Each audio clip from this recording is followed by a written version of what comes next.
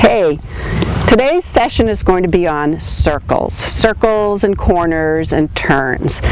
And my volunteer for today's session is Moshi, and he's going to help me demonstrate circles and corners and turns. And I want to explain why it's so important for you to ride correct circles and corners and turns. One reason is straightness. Now, I don't care what kind of riding you do, you should always ride your horse forward and straight.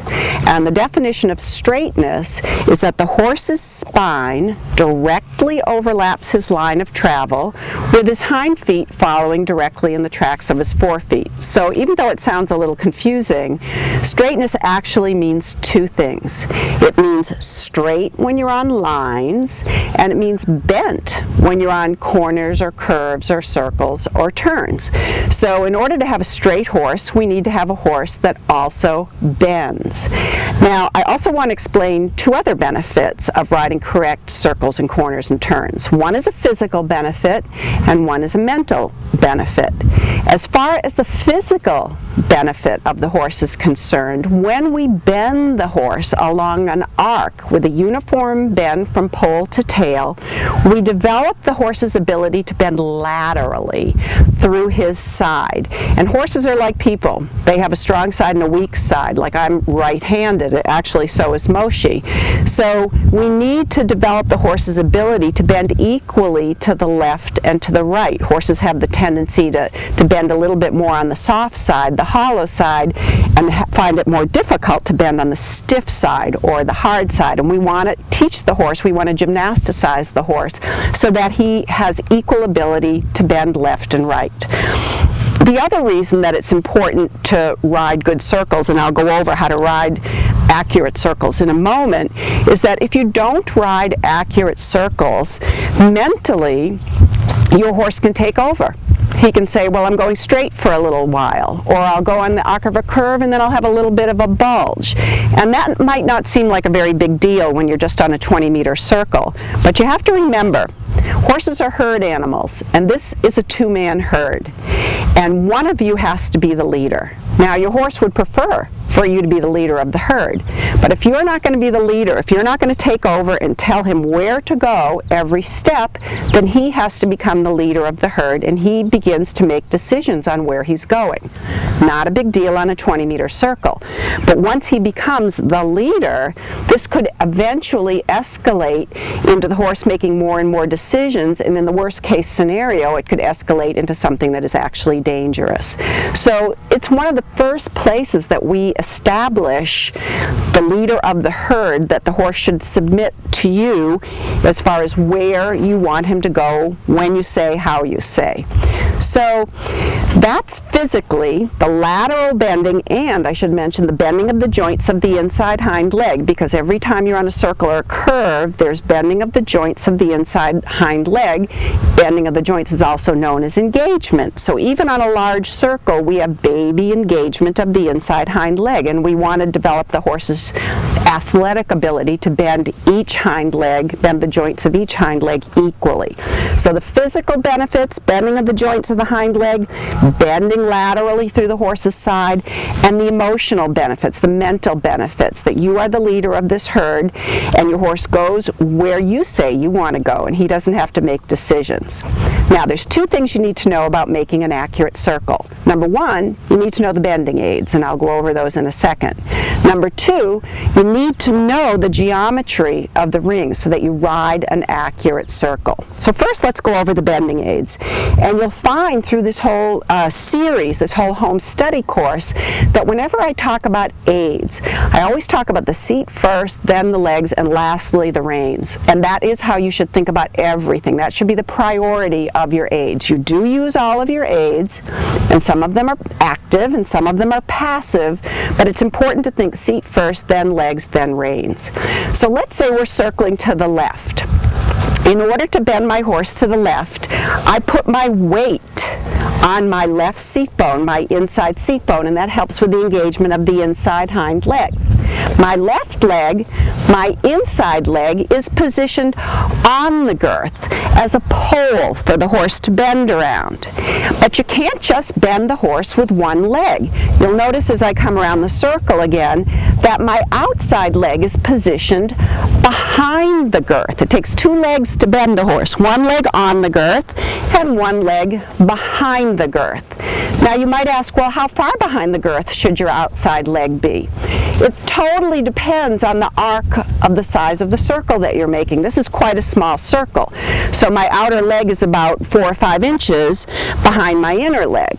If I'm going to be doing a 20-meter circle shortly, and that's a very gentle arc, so my outer leg will only be an inch or so behind my inner leg.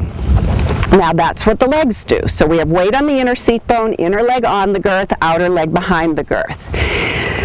When your horse is on a corner or a curve or a circle or a loop, not only should he bend through his body, but he should flex at the pole in the direction he's going. And just for us to get some terminology straight, I want to explain what I'm going to call a +1 flexion. Now right now I have Moshi's neck lined up straight in front of his body with his chin, in the middle crease of his chest. And we're going to call this neutral position, or 0. Where there's no flexion left, there's no flexion right.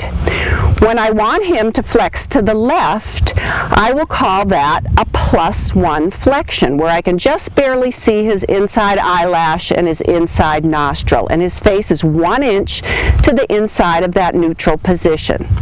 If I'm still tracking left and I position his face 1 inch to the right, I'm going to call that a -1 flexion. So if you hear me say +1, -1, you know that I'm referring to the position of his head at the end of his neck.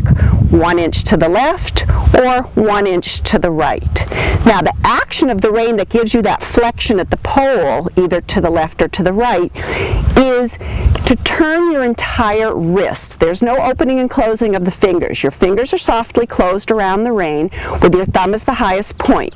And when you want to ask for flexion, you turn your wrist. So once again, if I'm tracking to the left, my thumb would go toward the center of the circle, and my baby finger would come as close to the withers as possible, but it never crosses over. And as I turn the wrist, my knuckles, or my fingernails, if you will, point up toward my face. So I start with the thumb as the highest point of the hand, I turn the wrist, and then I go back to the thumb as the highest point of the hand. This is also called an indirect rein action, because if I were to draw an imaginary line from my baby finger, it would go toward my opposite hip, not toward the hip on the same side. Now, a very important part of bending your horse correctly is to understand that the horse is more flexible in the neck than they are in the rest of the body. So if I only try to bend the horse with the inside rein, I'm going to end up with him, right now he's like at a +7 flexion. So you have to have a marriage between your inner and outer aids so that your outside rein functions almost like a side rein, and it limits the amount of bend in the horse's neck so that you just have that +1 flexion at the pole and the horse is bent around your legs. So once again, circling to the left, weight on the left seat bone, left leg on the girth, right leg behind the girth, turn the key in the lock with your left hand to ask for left flexion, support with a steady right hand. So those are the aids for bending, and that's half of what you need to know.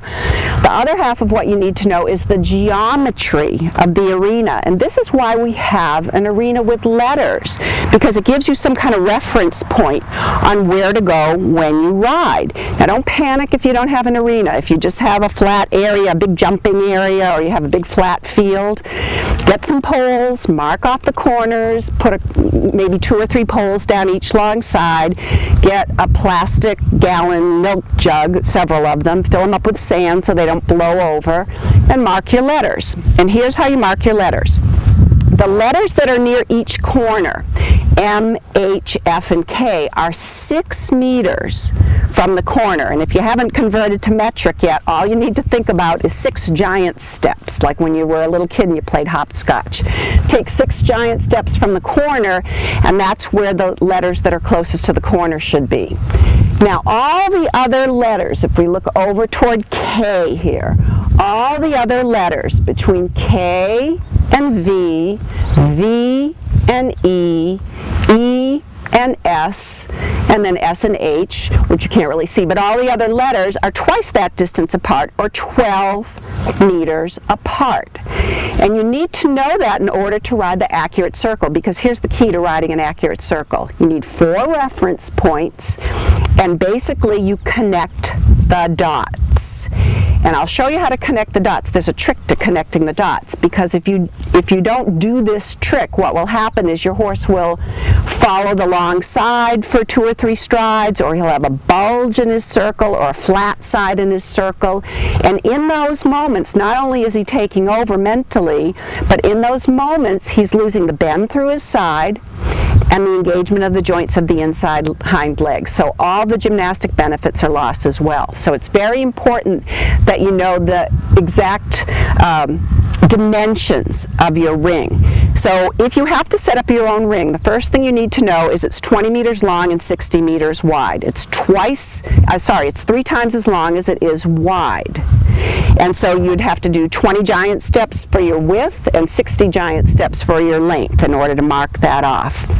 Now let's look at the lines that run between F and K and P and V, the next set of letters. If you were to draw an imaginary line between those letters, the line that runs between F and K is 6 meters from the short side. The line that runs between P and V is twice that distance, or 12 meters. So when you think about the 4 reference points of the 20-meter circle, whether you're doing it at A or doing it at C, 2 of your reference points are at A and a place where you cross the center line. So think about those lines I just described. The line between F and K is 6 meters from the short side. Then we have another 12 meters for the line that runs between P and V. So 6 plus 12 makes 18. So a lot of times riders cross the center line on that PV line, but you would have an 18-meter egg if you did that. So the place that you want to cross the center line, this is one of your reference points, is 2 meters above this PV line, which is right about here. So we have a reference point at A, we have a reference point 2 meters closer to X, 2 meters above the PV line. Those are 2 of your reference points. Now we have a reference point on each of the 2 long sides. And here's another big mistake that riders make. When they start their circle, let's say we're talking about making a circle to the right, so your circle starts at A, riders aim toward the corner letter, K. And right away, your circle is not going to be round because K is 6 meters from the corner. So what you want to look at is a point 4 meters beyond K. That point 4 meters beyond K will be 10 meters from the corner. So that's your second reference point. Your first reference point would be A. Your second reference point would be 4 meters beyond K. Your third reference point is 2 meters above this PV line, like I just showed you. And then your last reference point is 4 meters before F, which is also 10 meters from the corner.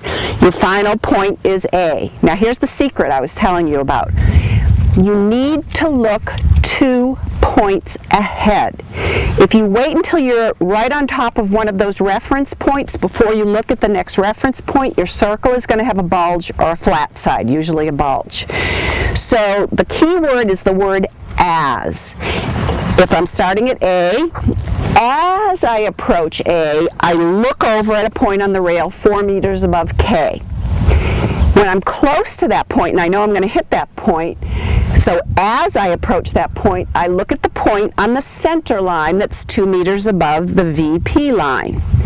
As I approach that point on the center line, I look 4 meters above F. And of course I stay out of the corner because there are no corners in circles. But as I approach that point, I look over at A. So you need to look 2 points ahead, the key word being as. Now I mentioned corners briefly there. I want to talk a little bit more about corners. If you're competing, It's nice if you can show the judge a difference between your circle line and your corner line. In other words, you want to get deeper into the corner than the arc of the 20-meter circle demands. And how do you know how deeply to get in the corner? It all depends on your horse's stage of training. A good rule of thumb, a good guideline, is that you only get into the corner to the depth that the horse can handle balance-wise. And the way you know that is his rhythm stays the same. His rhythm and his balance stays the same. And really, truly, you're not required, if you compete, you're not required to get into the corner any deeper than the arc of the smallest circle that's required in that level of tests. So in training level, you really don't have to get into the corner any more than the arc of a 20-meter circle. At first level, the smallest circle we do is 10 meters, so you would have to get into the corner as if you're riding 1/4 of a 10-meter circle. But even at training level, if your horse can cope with it, it's nice if you can show a difference to the judge from the line that you're on when you go deep in the corner and the line that you're on when you're on the arc of the circle. And if I were to pace that off, it would be approximately a 3-meter difference. That's what I like to show the judge. So your circle itself begins and ends at A or at C. So if I were tracking to the right, which I'm going to do in a second, I would go deep in the corner right after F. I would start my circle at A. I would stay out of the corner near F because I'm still on my circle, but the moment I hit the letter A again, my circle is finished and I go deep in the corner before K, so that I show the judge the difference between being on the circle line and being in the corner. So I'm going to walk that now and talk you through it. I'm going to walk it so it goes by slowly so you can really think about it. So I'm on the long side, and I'm going to go deep in this corner after F. As soon as I'm coming to the corner, I'm approaching my first reference point. So as I approach the letter A, I turn my head and look 4 meters above K. And you can see that the arc that I'm on, I'm way out of the corner. It's very different than the corner by F. As I approach this point 4 meters above K, I turn my head and I look 2 meters above the PV line, and that's the point where I cross the center line. Now I turn and look 4 meters above F, so that I basically connect the dots, which means that my horse bends the hind legs and bends his body to the same degree every step around the circle. You see, I'm way out of the corner here, but my circle is finished at A, and I'm going to follow the track and go deep in the corner after A. And you can see there's about a 3-meter difference between my corner line and my circle line. So it's good for you maybe to walk that first so you get used to looking 2 points ahead like that. Otherwise, like I said, if you wait until you're on top of one of those reference points to look at the next reference point, your circle is going to have a bulge or a straight side. Now I'm going to trot that circle for you. You'll see me go into the corner and then come out at A, looking 2 points ahead. 4 meters above K, 2 meters above the PV line, 4 meters above F, looking at A, and then going into the corner after A.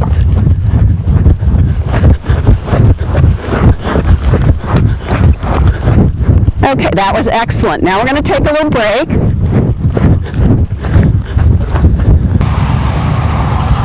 So now I want to talk about a way to help your horse become more ambidextrous. The way I just showed you how to ride the circle, that's what you would do in competition.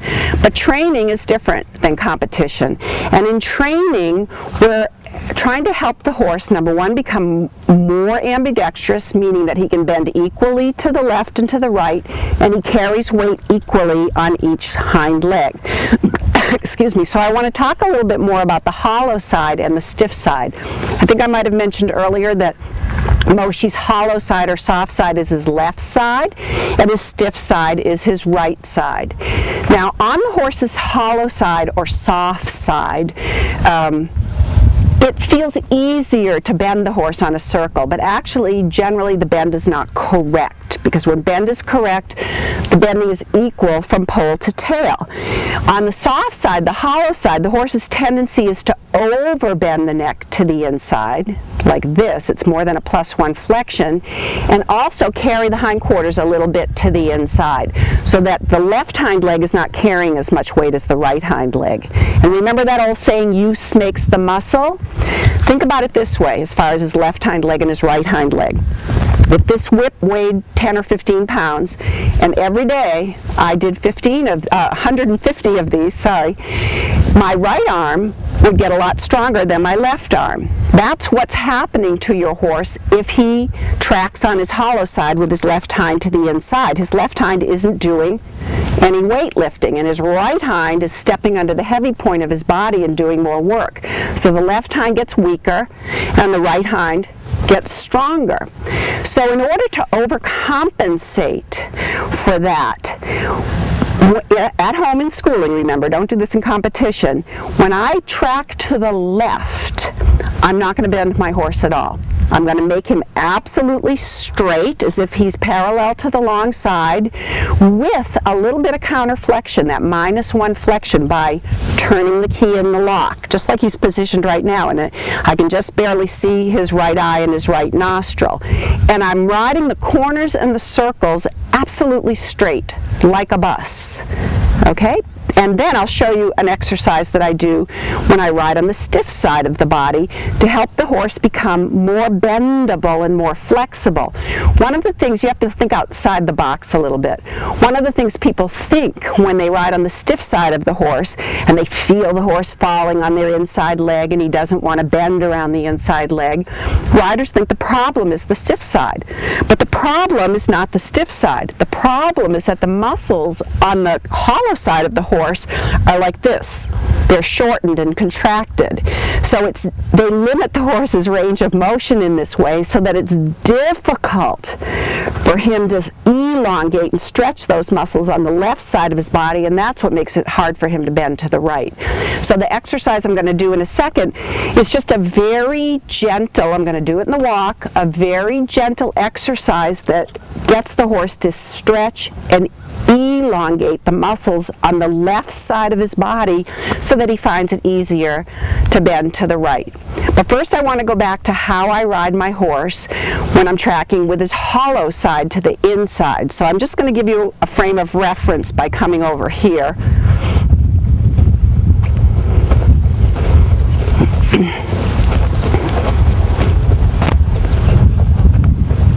Just to make sure I'm riding him absolutely straight, I'm going to halt on the rail and make his body parallel to the rail. Then I'm going to turn the key in the lock with my right wrist, so I just barely see his right eye. I'm going to have him in a -1 flexion. And this is the position I'm going to keep him in the corners and on the circle. So I'm going to ride his body absolutely straight like a bus with a little bit of counterflexion, no bend. This way he can't overbend his neck to the inside, and he can't bring his hindquarters to the left like he would like to do in this direction. Counterflex, see the right eye, look 2 points ahead, straight as a bus.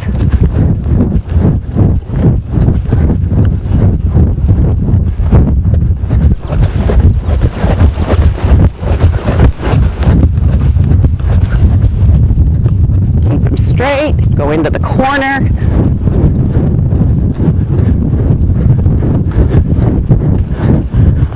Straight in counterflexion. Good. Okay, now I'll show you the exercise to elongate the left side of his body. I'm going to pick a point anywhere along the arc of my 20-meter circle, and I'm going to ride a very small circle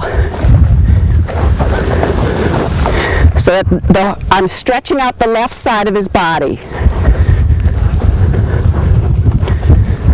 So my weight's on my right seat bone. Left leg is on the girth, right leg is on the girth. Left leg is behind the girth. Turning the key with my right wrist, supporting with the left rein.